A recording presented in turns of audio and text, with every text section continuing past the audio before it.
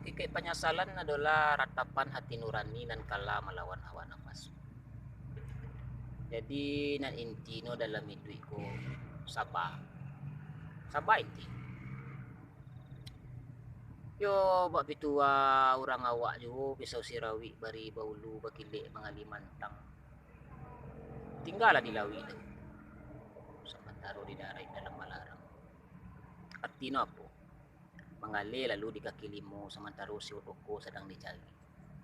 Yo jadi kuli lah dulu sebelum borongan dapet kadangan. Yo jadi tenaga honor lah dulu sebelum pengangkatan ini datang. Yo kalau nak dek kokoh lah lantai palupua mungkin sariak kapagapat. Pisau sirawi memutui banang. Kok indak lah bayi mantaguah. Mungkin lagi lo pasiak lah diri. Adi gadui badan bakandang.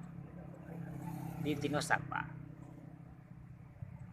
Tapi perlu awak ketahui nan awak darah minang.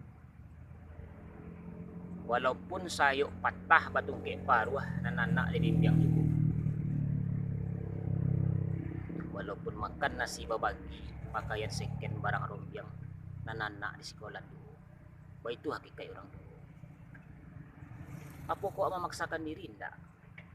Tapi itu adalah bentuk tanggung jawab. Kagati tambang pasu-pasu pengikik diri lah ia batin. Anang kini betul lah kawan.